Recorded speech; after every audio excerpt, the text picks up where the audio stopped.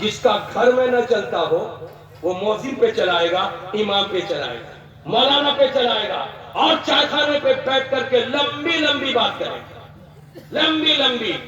حضرات آج کے دور کا تقاضا ہے کہ بیٹوں کو بھی پڑھاؤ، بیٹیوں کو بھی پڑھاؤ، لیکن صرف کالج اور یونیورسٹی اور اسکولوں میں ایڈمیشن کر کے یا کسی جگہ ٹیوشن لگا کے ہاتھ پہ ہاتھ ڈال کے بیٹھے نہ رہو، بلکہ ان بچیوں کے ایڈمیشن کے بعد ان کی نگرانی بھی کرتے رہو۔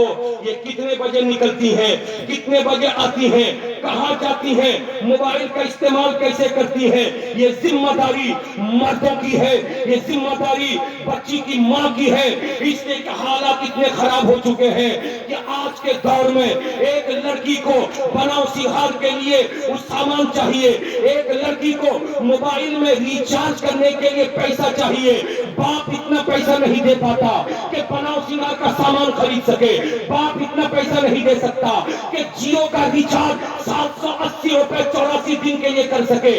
ایسے حالات میں سیریل دیکھ دیکھ کر کے لڑکی آپے سے باہر ہے، کوئی چیز پسند نہیں، پاکستانی سیریل میں جیسا لباس پہنتی ہے ڈانسر ویسے لباس اس کو چاہیے۔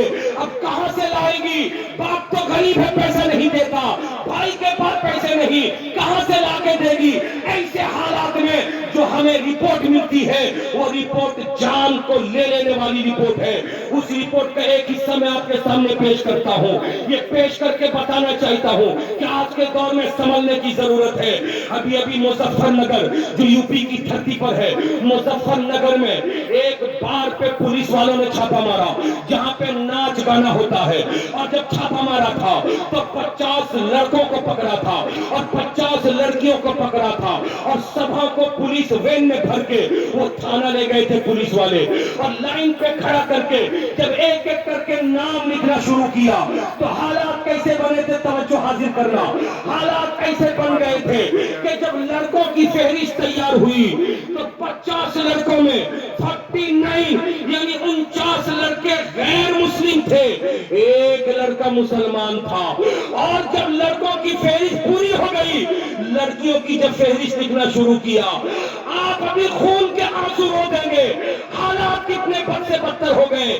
جب لڑکیوں کی فہرست ان لوگوں نے تیار کیا، اللہ اللہ 44 یعنی 44 لڑکیاں مسلم گھر کی تھی اور 6 لڑکیاں صرف غیر مسلم گھر کی تھی۔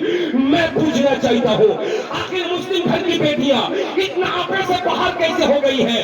آخر ہمارا قبضہ کمزور کیوں ہو گیا ہے؟ ہمارا قبضہ آج نارمل کیوں ہو گیا ہے؟ رسول کونین صلی اللہ علیہ وسلم کا فرمان سنو، آخری وقت میں ایسا آئے گا لڑکیوں کو، عورتوں کو تم ننگا دیکھو گے، بے لباس دیکھو گے، شرم و حیا ان کے قریب نہ ہوگی۔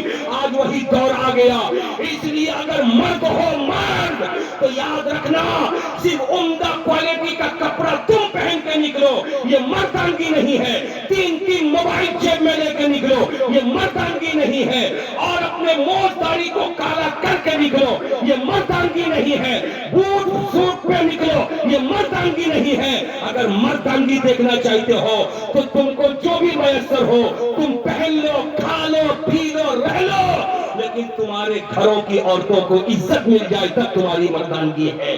گھروں کی عورتوں کو آبرو مل جائے تب تمہاری مردانگی ہے۔ گھروں کی عورتوں کو حیا مل جائے تب تمہاری مردانگی ہے۔ اسی لیے میں کہتا ہوں اچھا مرد وہ ہوتا ہے جو اپنے گھروں کی بہنوں کی عزت جانتا ہو، جو بیٹیوں کی عزت جانتا ہو، جو ماں کی عزت جانتا ہو، جو بیویوں کی عزت جانتا ہو۔ جس کے گھر کی عورتیں جتنی حیادار ہوں گی اس گھر کے مرد کا نام اتنا روشن ہوتا ہوگا۔ بولو سبحان اللہ، سبحان اللہ، مچل کے بولو ماشاءاللہ۔ ماشاء اللہ۔ حضرات میں کہنا چاہتا ہوں کہ اللہ تبارک و تعالیٰ نے ہمیں اور آپ کو اچھا بنایا، اور جب اچھا بنایا ہے تو اچھا کس معنی کر زبان سے صرف نعرہ لگانے سے کوئی اچھا نہیں ہوتا، کریکٹر بھی پیش کرنا پڑتا ہے، کردار بھی پیش کرنا پڑتا ہے۔ جب کردار کی بات آئی ہے تو آؤ میں آپ کو بتاتا ہوا گزروں ہمارا کردار کتنا بھونڈا ہو گیا۔ ہم سے ہمارے ابا خوش نہیں ہیں، ہمارا کردار کتنا بھونڈا ہو گیا۔ ہم سے ہمارے تایا خوش نہیں، بڑے ابا ہمارا کردار کتنا گھٹیا ہو گیا، ہم سے ہمارے چچا خوش نہیں ہیں، اور ہم چلے ہیں دوسروں کو خوش کرنے کے لیے۔ میاں اپنے گھر کو پہلے خوش کر لو، اپنی ماں کو پہلے خوش کر لو، اپنے ابا کو پہلے خوش کر لو، اپنے تایا کو پہلے خوش کر لو، اپنے چچا کو پہلے خوش کر لو، اپنے بھائیوں کو پہلے خوش کر لو۔ جو خاندان والوں کو خوش کرتا ہے وہی باہر والوں کو بھی خوش کرتا ہے۔ لیکن حالات اس ایسے بن گئے ہیں، ہمارے لیے محلے کے دوست پیارے ہیں، ہمارے لیے اپنے ساتھ کام کرنے والے پیارے ہیں، ان کے ساتھ وقت گزاریں گے مگر ابا کو وقت نہیں دیں گے، ان کے ساتھ ٹائم بتائیں گے مگر ابا کو ٹائم نہیں دیں گے۔ کتنے ایسے لڑکے ہیں، ذرا سا اپنے گریبان پہ منہ ڈال کے دیکھیں کہ 24 گھنٹے میں 1 گھنٹہ اماں کے پاس ابا کے پاس ٹائم دیتے ہو؟ 1 گھنٹہ 24 گھنٹے میں ابا کے بیڈ پہ جا کے، ابا کے بیڈ پہ جا کے بیٹھ کے ٹائم دیتے ہو؟ آج ابا بے چین ہے کہ میرا بچہ سب کچھ کرتا ہے مگر مجھے ٹائم نہیں دیتا۔ اماں بے چین ہے، میرا بیٹا سب کچھ کرتا ہے مگر مجھے ٹائم نہیں دیتا۔ حالات اتنے بن ایسے بد سے بدتر ہو گئے، ٹائم رہے گا بیٹھ کے موبائل پھیرتے رہیں گے مگر ابا کے پاس دینے کے لیے ٹائم نہیں ہے۔ آؤ میں آپ کو بتاتا ہوا گزروں پاکستان کا وہ معاملہ، عدالت میں بوڑھے باپ نے اپنے بیٹے کے خلاف مقدمہ دائر کیا۔ سنو توجہ کے ساتھ، گفتگو کا آخری حصہ سن لو، اللہ اللہ۔ پاکستان میں ایک بوڑھے نے اپنے بیٹے کے خلاف مقدمہ دائر کیا، کیس دائر کیا، اور کیس میں لکھا اپنے بیٹے سے مجھ کو ہر مہینے 1 روپیہ چاہیے، اور وہ 1 روپیہ اپنے بیٹے کے ہاتھ سے چاہیے، یہ کیس میرے حق میں سنایا جائے۔ اللہ اللہ، جج نے اس کے بیٹے کو بلایا اور بلا کر کے پوچھا تم اپنے بیٹے باپ کو پیسے کیوں نہیں دیتے ہو؟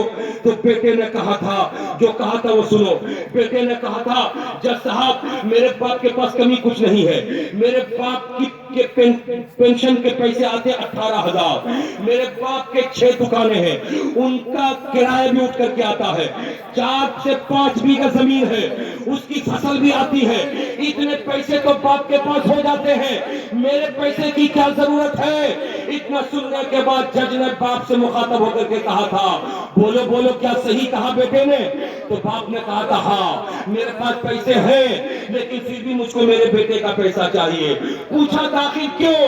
تو اس نے جو آپ بیتی سنائی تھی وہ سنو نوجوانوں، سنو نوجوانوں، آج سن لو اس بات کو۔ باپ نے کہا تھا میں نے اپنی جوانی میں بازار میں دکان کیا تھا، میں جب بوڑھا ہو گیا تو ایک لوتا بیٹا تھا، اس کے حوالے میں نے دکان کر دیا، میرا بیٹا دکان کو اتنا بڑھایا کہ 8